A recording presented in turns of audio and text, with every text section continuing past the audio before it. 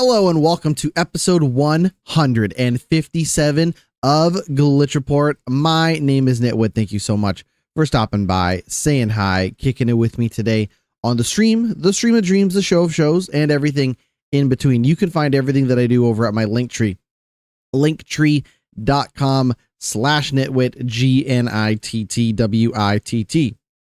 GnittWitt. What a day to be alive, talking about video games. We're going to do a show for you today where we talk about video games. I'm excited to be here. I hope you are excited as well. Thank you for joining me today on the program. You know, the news is what the news is going to be. And I say that because video games are just like, the news are just like video games are coming out. Like, you know, Everybody's Golf came out, Hollow Knight, Silksong came out, Borderlands 4 is out pretty soon. Like, the news story that is, you know, Metal Gear Solid Delta, Snake Eater came out, Shinobi came out, Chronos: The New Dawn, NBA 2K26 came out. The news is just that video games are coming out. So there is still some news to get to, but I just wanted to stress that, like, in the scenario we find ourselves in, where we often kick the show off talking about news, there is some. I'm not going to, you know, argue that that's not the case, but I kind of look at the state of the news and I'm like, you know, this isn't maybe all that I wanted to talk about. But here we are. One thing I found kind of interesting was I'd read a really good review for Everybody's Golf Hot Shots, the new Hot Shots golf game. I read a pretty decent review from Video Games Chronicles, and I was like, oh, okay, that's great. The game is probably pretty good. I try not to base my entire opinion or my entire expectations on a game based on a singular opinion. But when I read, you know, I trust Video Games Chronicles, so I kind of was like, okay, Hot Shots Golf seems pretty good. For what it's worth, Hot Shots Golf, Everybody's Golf Hot Shots was given a, let's see here, Video Games Chronicles, what did they give it? They gave it a 4 out of 5, saying Everybody's Golf Hot Shots is a welcome return that brings solo play to the fore. I thought, okay, hey, you know what, 4 out of 5, that's pretty good. I don't know, really even know what a 5 out of, like, I'm not saying Hot Shots Golf and Everybody's Golf is a bad series or not, like, I'm not saying any of that, but I can't imagine what a Everybody's Golf Hot Shots game would be to make it a 5 out of 5 that isn't just them remaking the 4th Hot Shots Golf game. That's kind of where I was at. I was like, unless they're remaking that 4th game, I don't know what a 5 out of 5 even is. So when I see getting choked up talking about Hot Shots Golf, if I see a 4 out of 5, I think to myself, okay, that's pretty much what I want. That being said, when I look at the rest of the reviews for Everybody's Golf Hot Shots, it is not amazing. It is actually far more mixed than I would have been led to believe. In some cases, I'm using Metacritic for this one. There are reviews for the Switch version. There are reviews for the PC version, is my understanding. But I think some of the mixed reviews are coming from the Switch version, because apparently the Switch version does not run incredibly well. I believe there are some issues with tech, you know, issues, presentation issues, and stuff like that. That seem to get in the way of that. So it could be that, you know, when you use Metacritic, it separates it out by platforms, versus when I use OpenCritic, it combines all the platforms into one. And I think the reason for that is because when Metacritic first started getting popular, you know, there were significant differences between a PlayStation 2 version and an original Xbox version of a game when that was the thing. These days, I think the only significant difference is a Switch version over a PS4, PS5, Xbox version, whatever. So I think a couple of things have happened. One, some of the less than stellar reviews for Everybody's Golf Hot Shots have been because of the poor Switch performance. But if we look here at some of the lowest reviews for the PlayStation 5 version, such as the one from DualShockers, they also complain about performance on the PlayStation 5 version. And also some people felt that some of the single player stuff was bare bones. And I think one of the reasons for that is because there were some people that really, really loved the create a character mode in the most recent Everybody's Golf Hot Shots game. Some people really liked the idea of making your character and kind of going through that RPG-ish experience. There are other people that didn't seem to care quite as much. They wanted maybe a more linear experience in terms of like, oh, I just want to unlock the characters and, upgrade the characters and, kind of go through that progression system without needing to worry about like the character that I create. Now, I have not seriously played in Everybody's Golf Hot Shots game since the PlayStation 3, which I believe was a port of the Vita version. So I kind of went into this being open-minded to whatever the Hot Shots experience was going to be.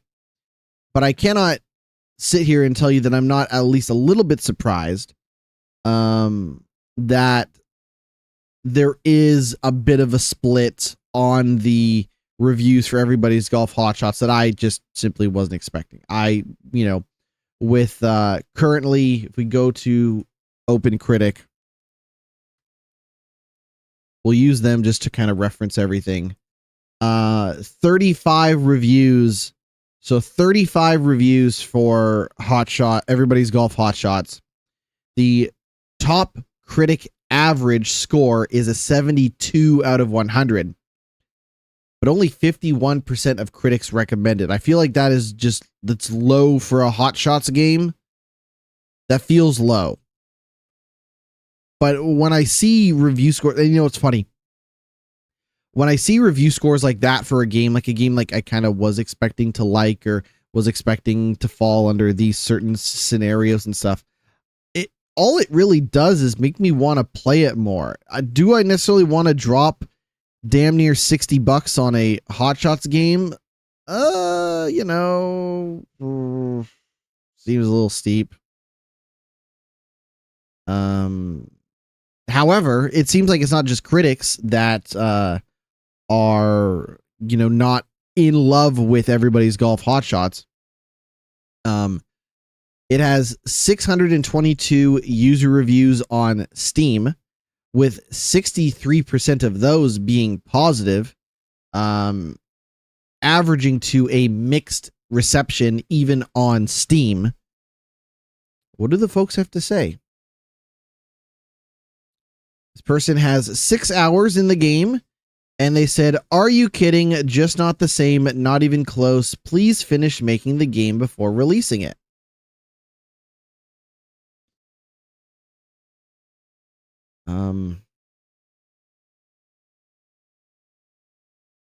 Some people, there seems to be a disagreement on how much content is in the game. Like some people say that the content, there's a lot of content, and some people say that it's very thin and repetitive. I don't know.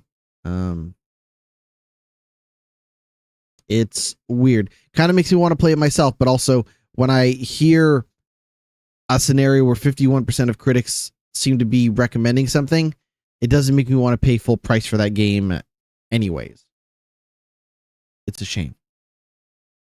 They should just remake. They'll never do it. They'll never do it for a variety of reasons, but as far as I'm concerned, Hot Shots Golf peaked with 4. Let's actually talk about news now. Like I could sit here forever and be like, oh, this game got this and this game got that. Like, I was thinking about maybe getting Shinobi, The Art of Vengeance. I need to play more of that demo to see if I want to play that game. I messed around with it on Switch and I thought to myself, man, I bet this runs better and looks better on a PC. So anyways, like Metal Gear Solid, like I had a friend who was like in the mood for like a third person shooting action game, and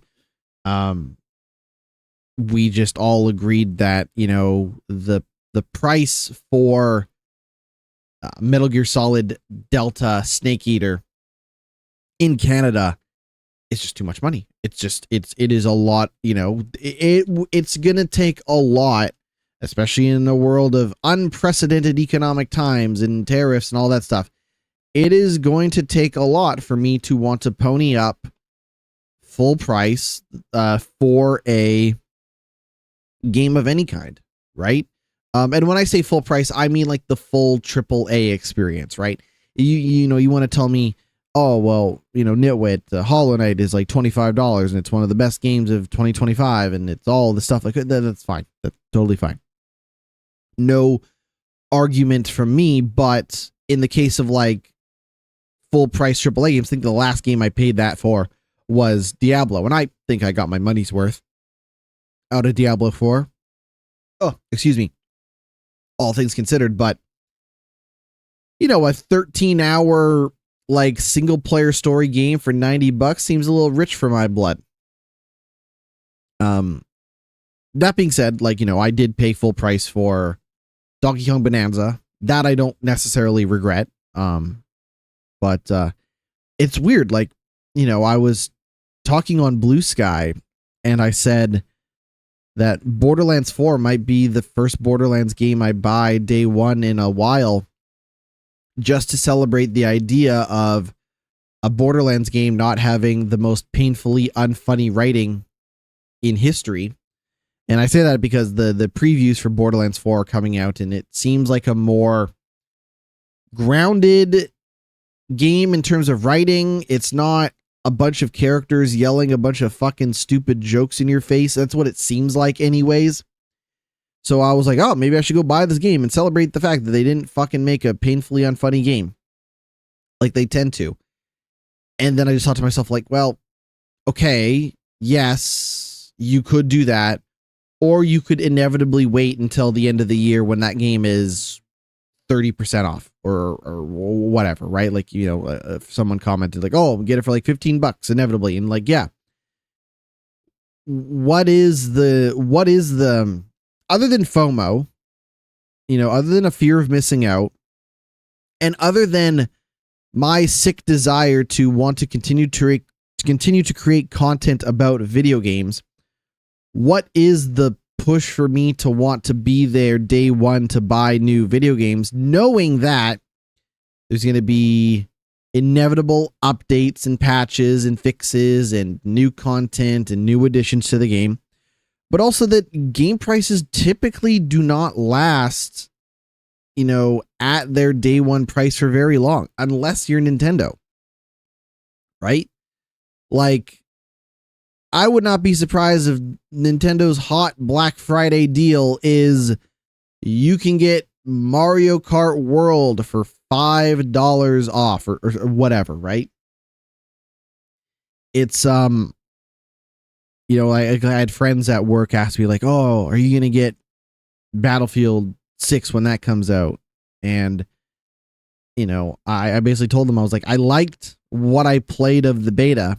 I think Battlefield 6 seems like a really cool game and seems like the game to get for people who want Battlefield. But I don't think I can justify spending that kind of money on a game that I don't know if I'm going to love, stick with, and be particularly good at, right?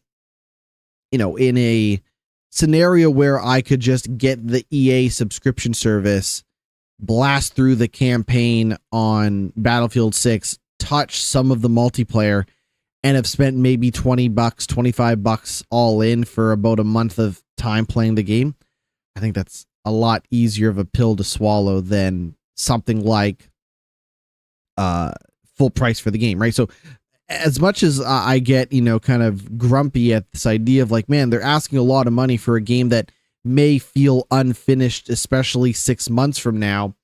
I wouldn't trade my experience playing something like Assassin's Creed Shadows, right? Getting the chance to play that, at launch was a really enjoyable experience. I feel like I got my money's worth for the time I spent with that game, the quality of the game experience that I had.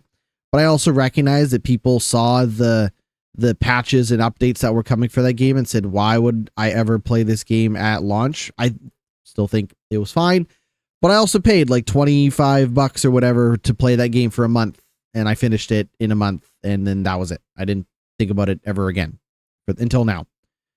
So that's probably what I'm going to be doing in the case of something like, Battlefield or some other EA game or Ubisoft game that comes out. Or it's going to be a scenario where it's like, people are like, well, Vin, GnittWitt, what games are you looking forward to playing? And it's like, I guess I'm kind of looking forward to playing a Black Ops 7 because I will not have to pay any money for it. I'll just get it on Game Pass. It's the dollar to, I saw someone on Threads bring up a really fabulous point that I often very much agree with, which is the people who use the price per hour to justify video game prices increasing miss the entire point of games. Like for me, it isn't always about the time that I spend in a game, because I've complained, I've sat here and talked about games being too long and all of this stuff. Like, I get it. I want to have experiences that are worth the price, and I'm willing to be flexible on what worth it means. Right? Like in the case of Diablo, I knew it was going to be a long updated game. I could go back to it whenever I wanted to. I could put in 5 hours. I could put in another 50 hours. I could do whatever, right? I could go buy the expansions and add to the game, right? Like I knew that. But it was weird sitting there like playing Donkey Kong Bonanza and being like, I wish this game would just kind of wrap up. Like, I think I've seen more than enough of what this game has to offer. And people probably turning around and being like, dude, you paid like 90. What? You paid like $90 for that. What are you doing? What are you doing? You paid full price for Donkey Kong Bonanza, which I guess is the most recent game they paid full price for, not counting Diablo 4. But people saying, dude, you paid this money. Like, don't you want it? And it's like, no, like I don't need Donkey Kong to be a 40-hour thing. And I guess it's really only turned into like a 40-hour thing because I ran around and found a bunch of collectibles. But I was like, at some point, I want this game to be over. I would love it if it was over. And then let me return to the stuff if I want to. But instead, I feel like the game kind of sucks you into this feeling of like, oh, we should collect this stuff now while you have the chance. I think we said we're going to talk about news at some point, and we're still going to do that, but we'll take a quick break, and we come back. We actually have some news to talk about. Stick around. We'll be right back. It is time to talk about video game news. Let's kick things off talking about Nintendo. Nintendo is going to have a Nintendo Direct. They're going to give it to you straight up, Paula Abdul style. This is going to be happening soon. This is on the 12th.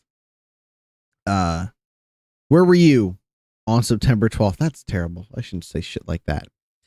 September 12th is going to be their general Nintendo Direct, which will feature roughly 60 minutes of information on upcoming Switch 2 games and Switch 1 games. It also will make it the longest ever Nintendo Direct live stream outside of the Nintendo Switch 2 reveal earlier this year, which lasted 1 hour and 2 minutes. For anyone who's wondering, I've lasted longer than 1 hour and 2 minutes. Anyways, typically a general Nintendo Directs contain announcements on first and third party games, and they last around 40 to 45 minutes. So it could be that the games that they're showing are going to be meaty, substantial dives into those games, or they just have a lot to show. My guess is that this is going to be a scenario where the stuff that they have to show, they're going to dive into, and there might be like a lot. I think they're going more. Here's what I think. Not to extend out this terrible joke that I started about lasting long. I think as much as we want to talk about the length of this Nintendo Direct, I think we're going to be talking more about the girth of it when all is said and done, because I suspect that this will be the time they start talking about stuff like Metroid Prime 4 Beyond and things like that, and they'll probably have a lot to say. Maybe they'll be like, hey, this is our first big update for, Mario Kart World, or hey, it's the 40th goddamn anniversary of Super Mother Effin' Mario Bros. Let's throw a goddamn party and celebrate. But we shall see, and then we're going to be finding out real soon. So, hey, come on back for the podcast. In case you were too sure to stick around, come on back next week, and we'll talk all about whatever this direct ends up being. That is going to be September 12th. Now, this, I believe, came out of it did. So this next news story, this kind of came out as part of a no-clip documentary series about the history of machine games. If you don't know Machine Games, they are the current Wolfenstein people. They are also the Indiana Jones and the Great Circle people. And the reason why this has started to make news is because, without spoiling anything too crazy, Wolfenstein the New Colossus, Wolfenstein 2 the New Colossus ends on a significant cliffhanger. Like, in my opinion, one of the biggest cliffhangers in recent gaming history. So it's been a while since Wolfenstein 2 the New Colossus came out. However, since then, they have done a spin-off they did Wolfenstein Youngblood, which is something of a sequel, but it doesn't really follow the main characters. It's more like a family. It's Wolfenstein Youngblood was not an amazing game.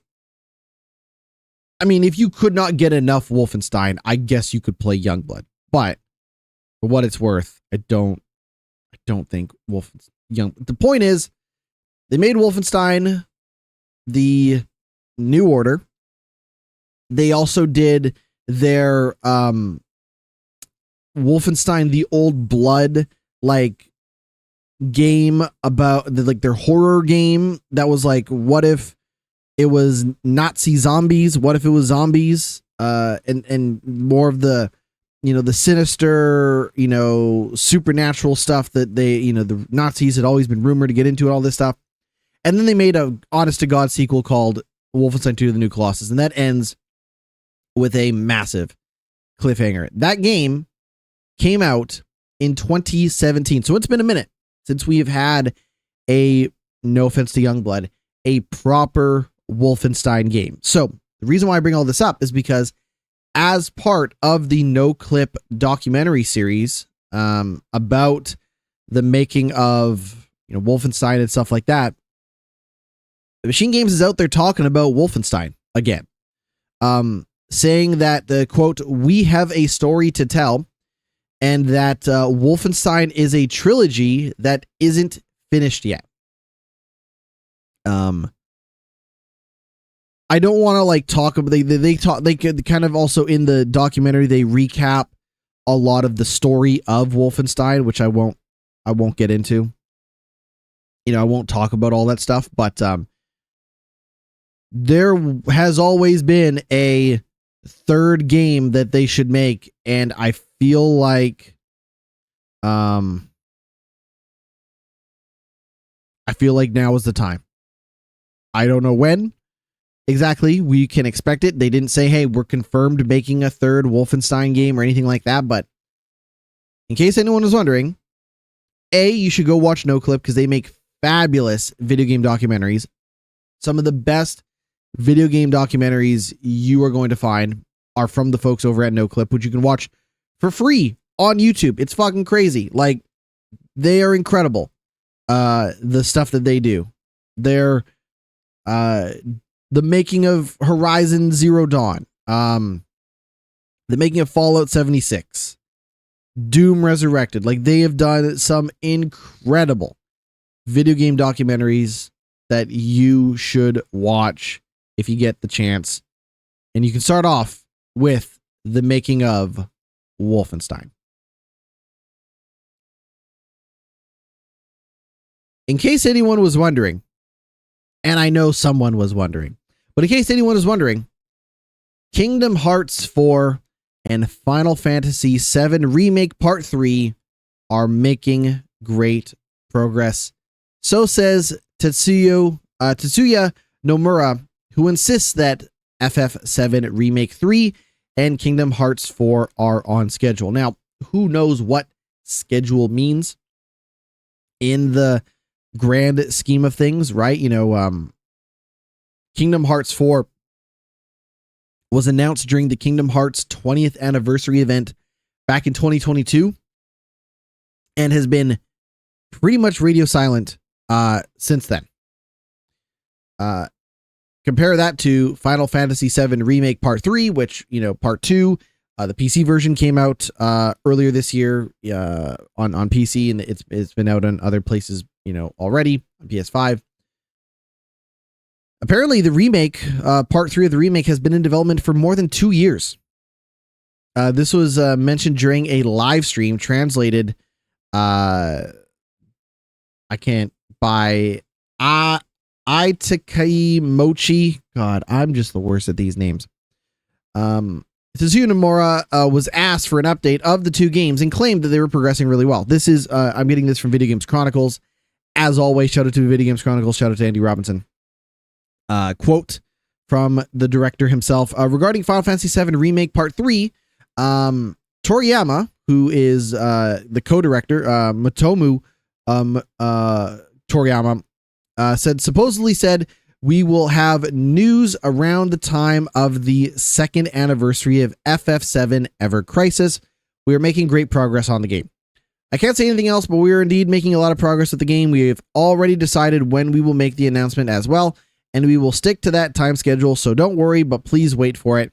He added, "On the same note, I'm seeing a lot of comments asking about Kingdom Hearts 4. We are making great strides and going according to schedule, so please wait for more information." I do love how polite Japanese game developers are when they are asked about the timeline of their video games and the timeline of announcements and release dates.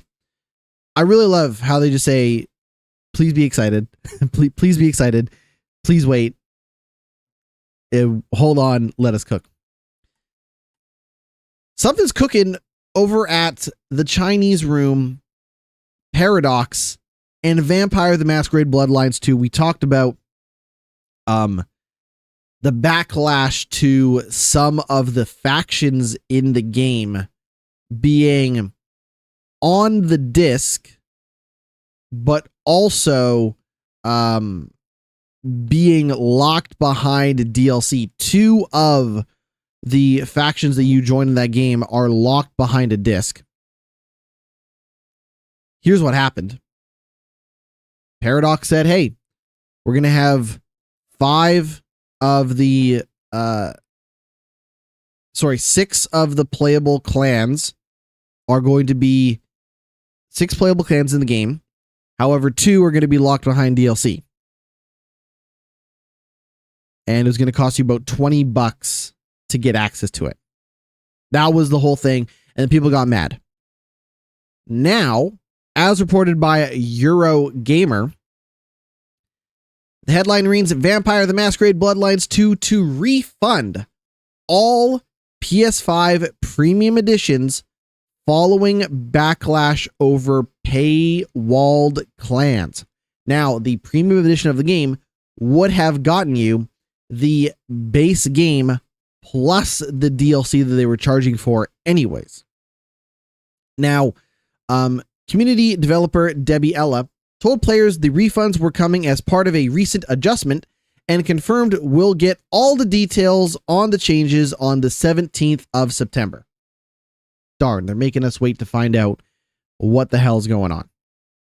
But still, this probably means that Paradox are taking it on the chin in terms of the terrible idea to charge money for this game. I also think that just in general, I don't see a lot of people excited about Vampire the Masquerade Bloodlines 2. Like, Vampire the Masquerade Bloodlines, regarded as an incredible video game, an old video game, 2004, getting pretty old on PC and stuff like that, very old game. But a beloved game nonetheless. And I think the problem that they're running into is, A, this game has been in development for a very, very, very long time.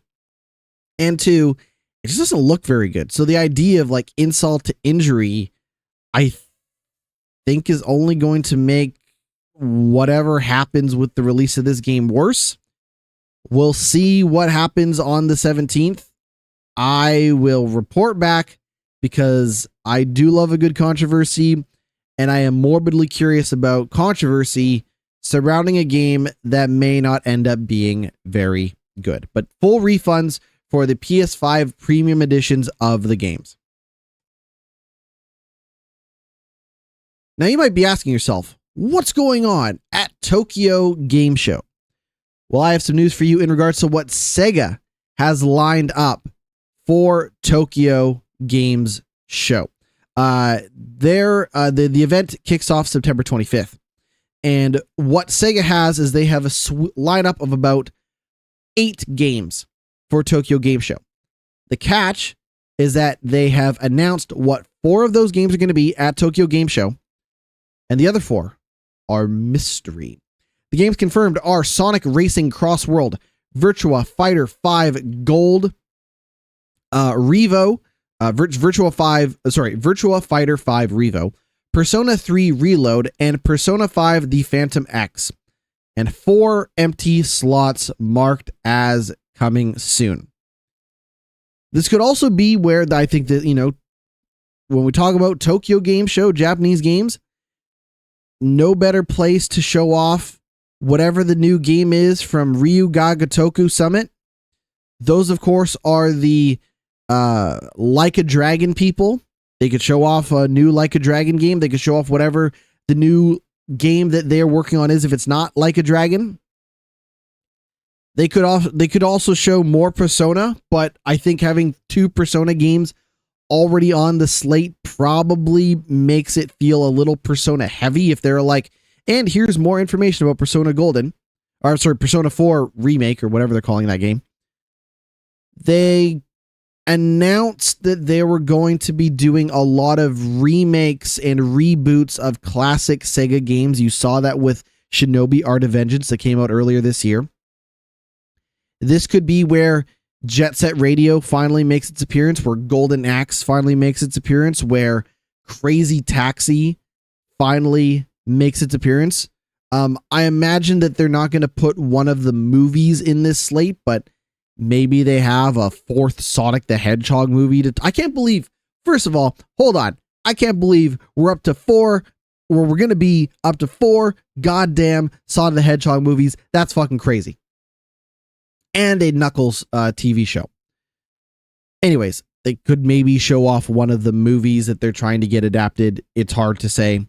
My understanding is that Sonic Racing Cross Worlds is getting a single player demo next week, coming to consoles and PC. I think they're going to focus more on their Japanese games. I don't think you're going to see a lot of strategy, their turn-based strategy games, Total War stuff. I just don't see that happening here. But you never know. Lots to look forward to as Tokyo Game Show starts September 25th. Speaking of Tokyo Game Show, Xbox has confirmed that they are going to do a Tokyo Game Show live stream, kicking things off September 25th, 3 a.m. Pacific Standard Time. Hey, that's just the way time zones work, people. This is probably where they're going to show off the new Forza Horizon game because of the rumors that Forza Horizon is going to take place in Japan. The next Forza Horizon game, the location setting is going to be Japan. So no better way to showcase that than in Japan. On the game show floor, Xbox is set to make available a playable version of Ninja Gaiden 4 for the first time to the public alongside opportunities to try out its ROG Xbox Ally and ROG Xbox Ally X handheld PCs. What else do they have to show? Oh. Okay, so they have Ninja Gaiden 4. They'll probably have The Outer Worlds 2. They'll announce Forza Horizon 6.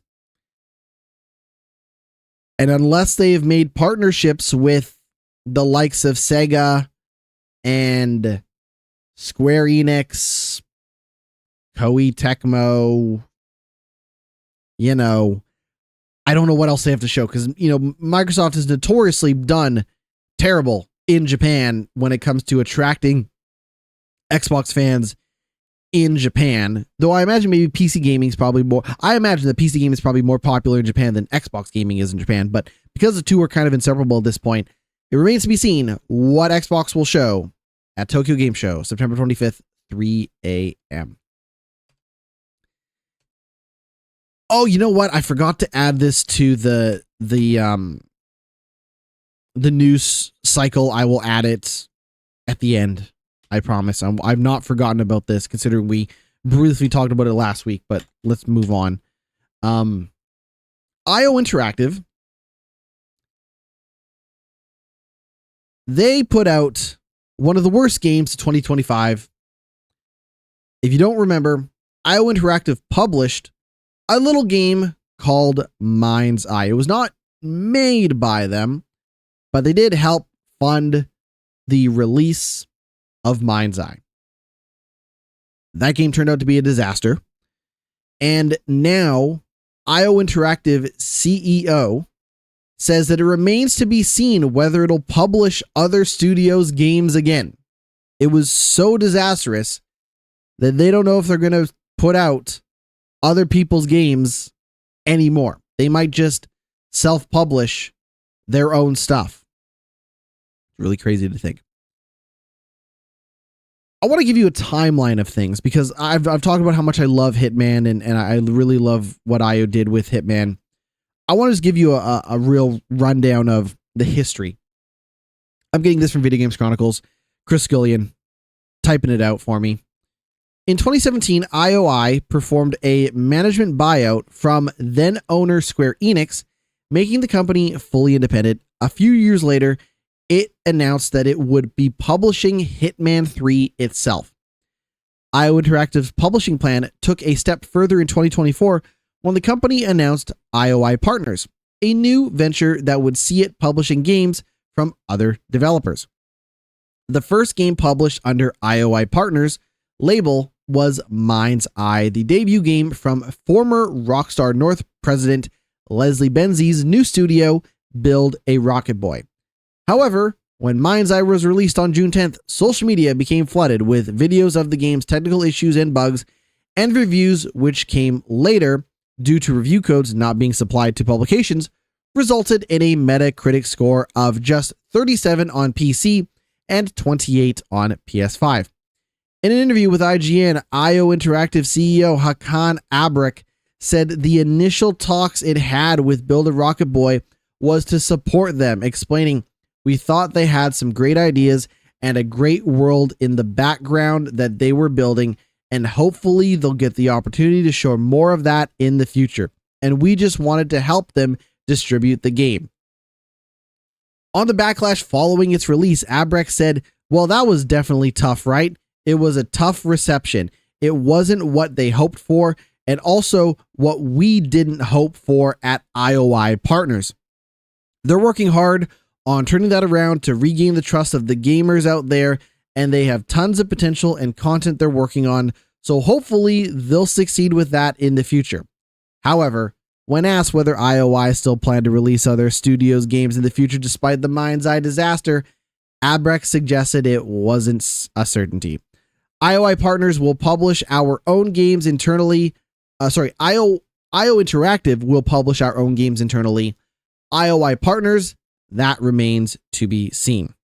IOI's next game, 007 First Light, will be released on March 27th, 2026 for PS5, Xbox Series X and S, Switch 2, and PC.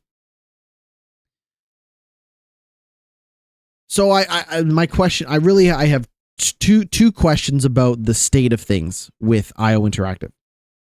One, how much money did they lose? Like how much did they take a bath on? Did they put a lot of money into Mind's Eye? And is that what scares them off of the idea of publishing somebody else's game in the future? Or is it that they don't want negative critical reception to be pointed in their direction in any way, shape, or form? Right? Like, if people attribute the quality of IO's developed games with Mind's Eye, does that hurt their ability to successfully release 007 First Light? Does that prevent them from convincing people that a new Hitman game is worth their time and money? Right?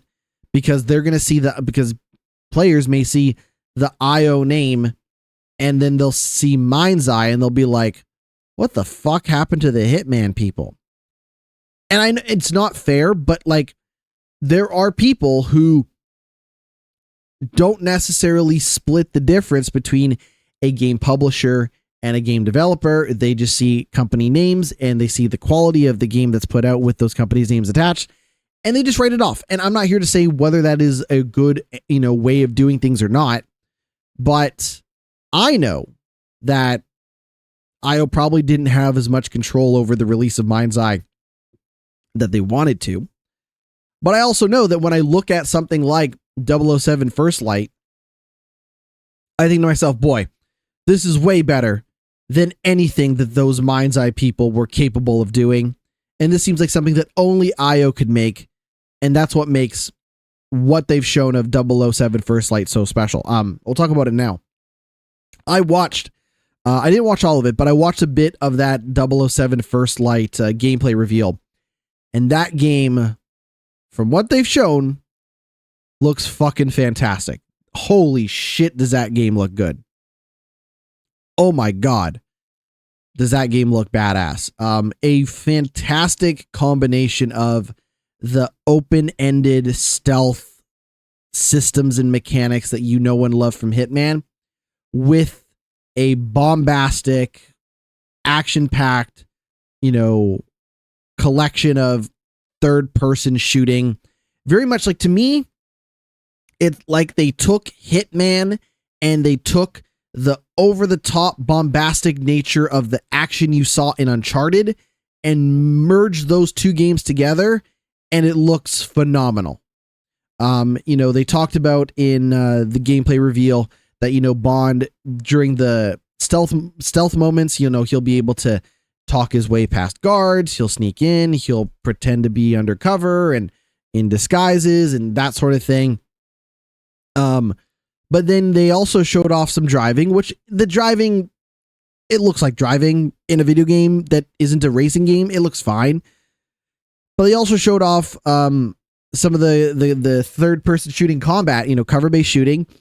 And it's this wonderful combination of like a little bit of melee action of like disarming, bad guys. Oh, I grabbed the gun from him. I hit him with the gun. And it instantly transitions to like you being able to aim and shoot with the gun that you grabbed. Pulling guys over cars, pulling guys from around corners, mixing up your fisticuffs with shooting.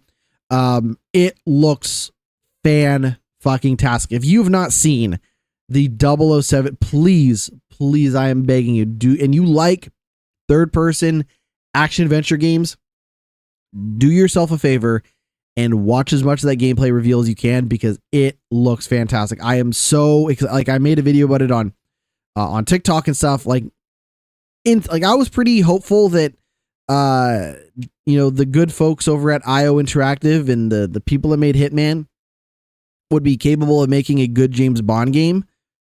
But what I saw rocket, and I know people are very excited for a lot of 2026 games like Grand Theft Auto 6. I get it.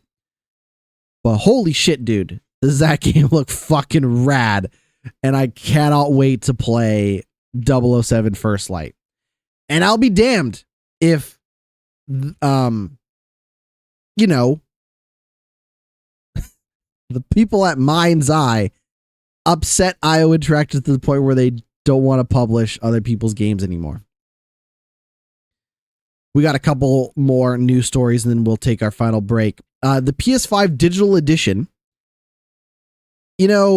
tariffs, unprecedented economic times, has resulted in companies like Sony really wanting to pinch their pennies and squeeze every ounce of profit out of the goods and services they sell. And hey, listen, you can't blame them. I'm not here to say, Sony shouldn't make money off the things they do. However, I will question their attempts to make more money off the things that they do when they have potentially such terrible ideas as Sony is reportedly going to make a new digital edition of the PS5 that will cut 200 gigabytes of storage from the system.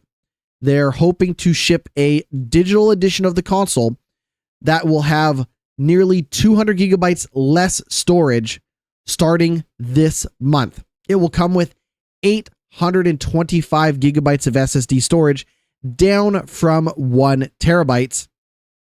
And the plan is it'll go on sale in Europe starting September 13th, and it'll cost the same as the current 1 terabyte edition of the console, which in Europe is 499 euros. Dude, that's crazy. I can't believe. So I had a family member who bought a PS5, and I think that the cost of the console had already gone up once in Canada before they bought it. But I think about like them buying the PS5, after the price went up and, whatever, they were ready to buy it. They were happy and no complaints. Everyone's happy about their PS5 purchase for the most part. But I cannot believe that day one PlayStation, the people who bought the PS5 day one have saved the most money on it compared to people who are buying PS5s today. Like in the past, it's always been, we're going to put out a slightly cheaper version of the console, or we're going to have bigger sales, or it's going to take a price cut. No, now you are getting less for more all across the board with these PlayStation 5 prices. It's crazy. I don't have anything else to say because I feel like I'm just repeating myself over and over with God, the prices of all these consoles are so messed up. What the hell's going on? But there's not enough. 1 terabyte is not enough storage on a PS5 anyways. Oh my God. I'm going to move on before I have a goddamn aneurysm. Final news story. Nintendo has ended its repair support for the new 2DS XL, meaning that all 3DS models are now no longer supported. That's it. Pour one out for the Nintendo 3DS and the 3DS XL. You will be missed. We're going to take a break. When we come back, we're going to talk about Hollow Knight Silksong, Skate, Avowed, and Dark Pictures House of Ashes. Stick around. We'll be right back. Welcome back to the podcast. I continue to be GnittWitt, and I continue to play video games. I'm going to get this off my chest right now. I played a little bit more Skate. I still don't love it. I think in terms of gameplay, controls, mechanics, the actual skating in Skate, it's mostly fine. It controls and plays mostly like Skate. It doesn't have all the moves. It doesn't have all the tricks. It doesn't have all the accoutrement that a game like Skate 3 had. But, as always, games are going to continue to get updates and continue to get better and make promises that maybe they can or can't keep.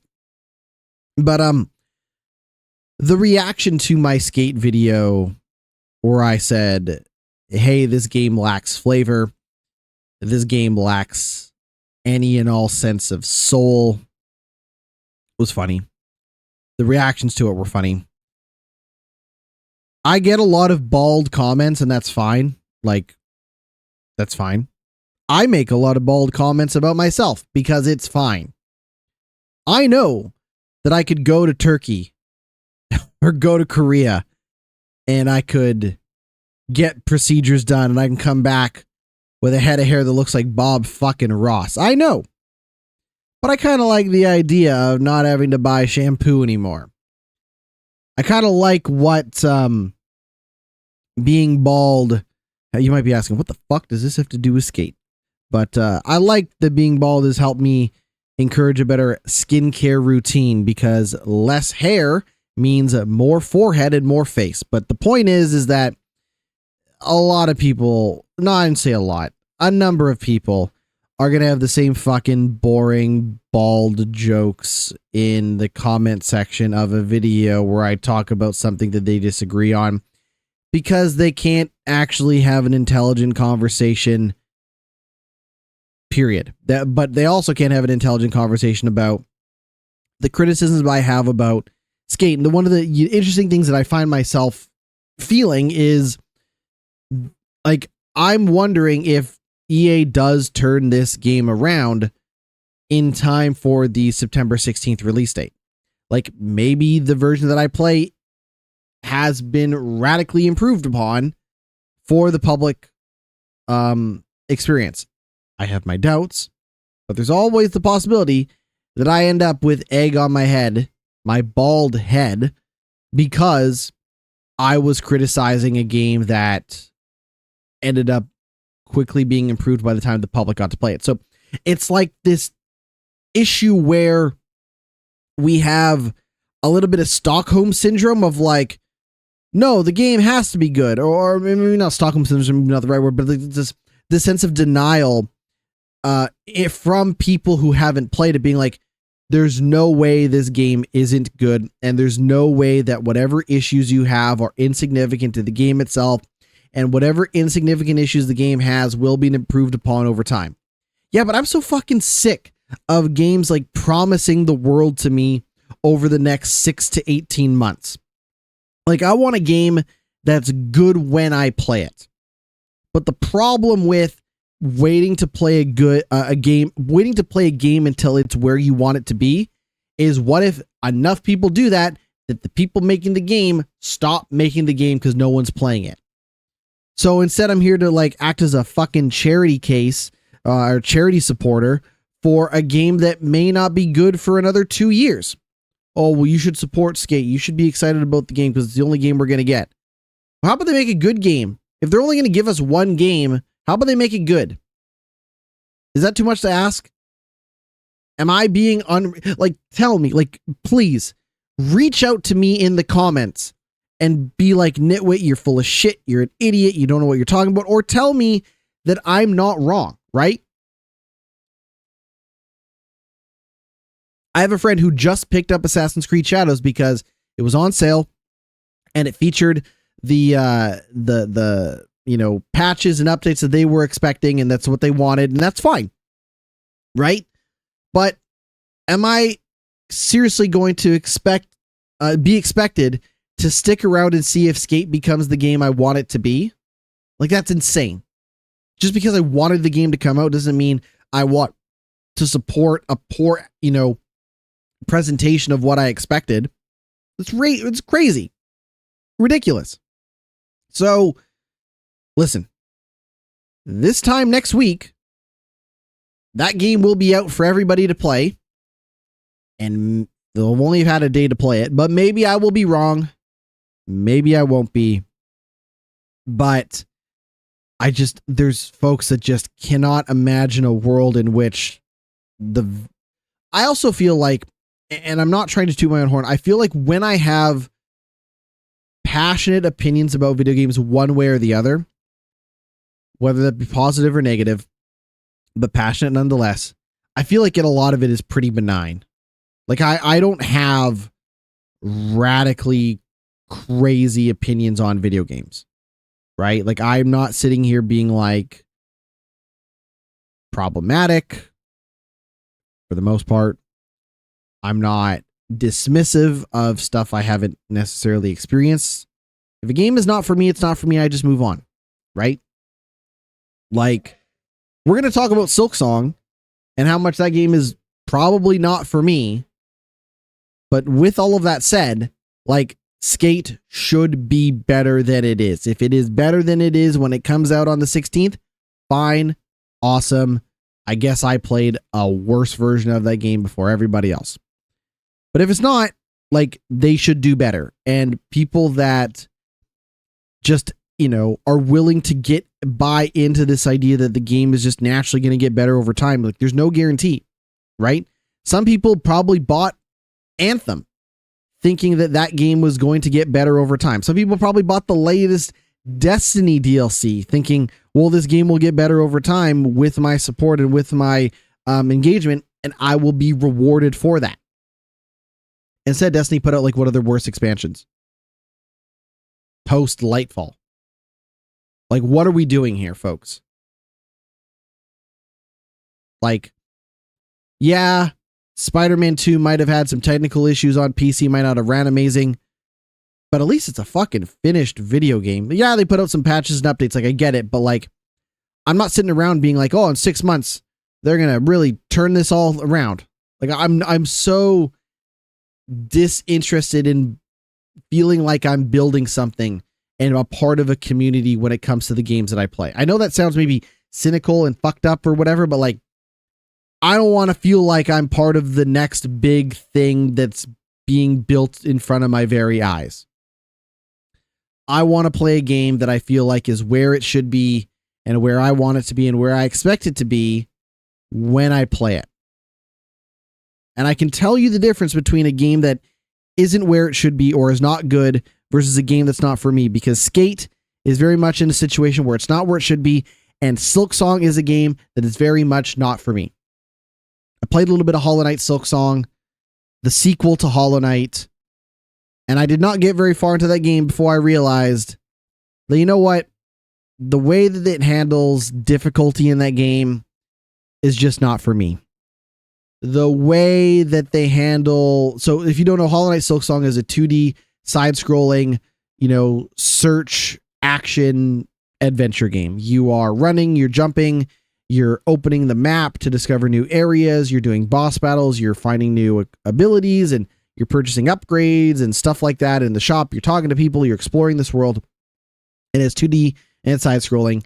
If you've played Prince of Persia: The Lost Crown, if you've played Castlevania Symphony of the Night, if you've played Guacamelee, if you've played Bloodstained Ritual of the Night, if you've played Ori and the Blind Forest, if you played Guacamelee, I'm repeating names at this point. If you played any of those games, you know what Hollow Knight is, which really doesn't help me properly understand why Hollow Knight is so popular in a world where all of these other games do pretty much what Hollow Knight does and have been around almost as long as Hollow Knight. But I'm not here, like, I think that's shitty. Like, there's this part of me that like genuinely doesn't understand what people find so special about Hollow Knight, but I think it would be less shitty if I actually cared about the game and I was like, oh, I really love the game. What do you love about it so much? Instead, I'm over here like, I don't really care about Hollow Knight Silksong, and I don't get why you like it either. I think that's shitty. So I'm gonna like stop doing that when it comes to games that I can verifiably say are just not for me, but seem fine.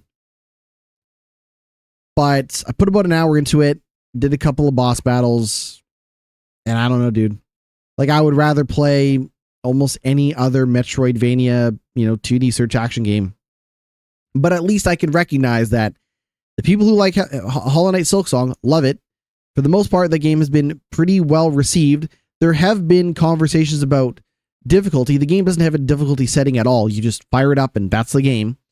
And I will admit that, like, I like completing games, and part of what helps make games easy to complete is by having an easier difficulty. And Hollow Knight has no difficulty whatsoever. So the conversation going on with Hollow Knight Silksong right now is that they may adjust the difficulty of boss battles in early areas of the game and all this stuff. And I got to be honest, if you're going to tweak stuff like that, I would much rather just see a flat rate difficulty setting applied.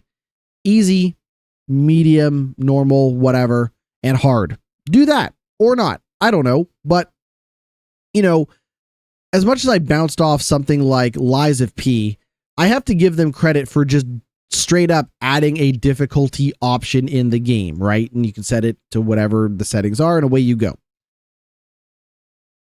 If the game is going to feel too difficult and have weird spikes and like, oh, this part of the game is actually just like way harder than other areas. Like I can recognize games ramping up tension and difficulty for story purposes and stuff like that. But if we are going back and actually if we're actually going back and editing those difficulties, those difficult areas, why not just add a flat difficulty option? I'm not saying that that's what would get me back into Hollow Knight Silksong, but at least then people have, because the other thing is that like, and I'm not picking on Hollow Knight fans when I say this, but there are people that treat completing Hollow Knight Silksong like it's some sort of impressive feat that they can use as a personality trait. And this also gets applied to stuff like Blasphemous or Demon Souls, Dark Souls, Elden Ring. There are these people that are so attached to having a personality trait assigned to them through the games that they've completed that the idea of completing a game and then making it easier for other people to beat is unfathomable. I think those people suck. I think those are bad. I think they're awful, annoying people that just, potentially gatekeep other people from having an experience. But this is also why I would say that if you're going to balance the difficulty in something like Hollow Knight Silksong or Elden Ring or, Lies of P, why not just keep the medium setting the way it was when everybody started playing the game at launch. And then if you want to add a fuck you, kill yourself hard mode, or a, hey, only 20% of people who bought this game completed it and we'd like to make that more, so we're going to add an easy mode, do that. Because then at least keeps the people that are in the middle from crying and complaining and bitching about, oh, they made the game too easy. Oh, they just ruined the game and all. Like, those people are going to complain anyways, because like I said, their only personality is that they beat Hollow Knight and they think that's an interesting point of, topic of conversation. But I think the reality is that like Silksong is going to receive significant updates over time. Not only is it going to receive significant updates over time, but it's also going to receive DLC and new content and changes to the game. But I do think that if, Team Cherry goes through and updates Silksong's difficulty, they should probably just do a flat rate difficulty option and leave it at that. The other games that I've been playing are Avowed. I've made more progress in Avowed than the last time I tried to play Avowed. I find that story is actually starting to the main story is starting to pick up. So there is a chance that when I get back to Avowed, I'm going to probably just mainline that story and ignore some of the side content in that game. But I do enjoy the running around, the climbing, the jumping, the shooting, the action, the finding treasure chests and upgrading my loot and gear and items and stuff like that in the game. But there is something about the story that is starting to pick up. And I haven't made it to the second island or second area of the game yet. But the story is starting to pick up in a way that is rather compelling. But I don't have a ton to say about Avowed. Speaking of stories that are picking up and are rather compelling, I have picked up and started playing a little game called The Dark Pictures House of Ashes. I'm about 6.9. I'm almost 7 hours into Dark Pictures. But I'm not done it yet. I feel like I'm very, very, very, very close to the end, but I'm not done it just yet. That is the game that is set during the Iraq War. 2003 takes place in Iraq. And if you've ever played a Dark Pictures game, or you played The Quarry or Until Dawn, you know what type of game this is. The thing for me that I found fun is that I've not actually played a lot of these games. I played Until Dawn, and then that was it. I didn't play a lot of those other type of games. So it's actually been something of a treat for me to go back and play one of these games And I must admit, like in my time playing House of Ashes, what I realize is that I have about the patience and interest for one of these games maybe once a year. Like, I don't think, like, when I was playing it, I wasn't like, man, I can't wait to do this like 3 more times when I play through the rest of the Dark Pictures games. I was like, this game is really fun. I really enjoy it, but I don't know if I want to immediately jump into another one of these games. That being said, The Quarry, which I've never played, was on sale, and I did buy that. And I was thinking that maybe that would be like my horror game for October. I don't have a lot of other horror games that are immediately jumping out to me as games that I should be playing or whatnot, but I was thinking maybe that would be my horror game of choice come October. But really enjoying Dark Pictures Anthology House of Ashes. I'm very close to the end. The next time we speak, I will be done that game. And some people have different opinions on which of the games in the Dark Picture series is their favorite. I don't know if I'm going to play through the rest of them. I certainly won't play through Devil in Me. That I know, because I've watched people play through Devil in Me, and I'm not going to play Devil in Me. Devil in Me also seemed like the worst game in that anthology series anyways. But maybe I'll jump into The Quarry closer to the end of October, and I'll share what it's like to play that game well after launch. But that's kind of where I'm at with games. I'm done with Silksong. I'm not going to play any more Silksong. I got to wrap up Dark Pictures Anthology, House of Ashes. Got to get back to Avowed, and I'm curious to see where Skate is at. But it's a weird time where not a lot has like grabbed me, in its entirety and really held on for a significant period of time. But hey, you know what? Come on back next week, and we'll have all sorts of stuff to talk about. Especially in regards to whatever people think about Skate once it's finally out, and the Nintendo Direct. So that's going to do it for the podcast. I have been GnittWitt. You can find everything that I do over at my Linktree, linktree.com/GnittWitt, GnittWitt. I am on Twitch, Threads, Instagram, TikTok, YouTube, and Blue Sky. And this podcast is available wherever you get your podcasts. I have been GnittWitt. This has been Glitch Report. And we will see you all next week. I'm trying to put my finger to the camera. We'll see you all next week. Take it easy.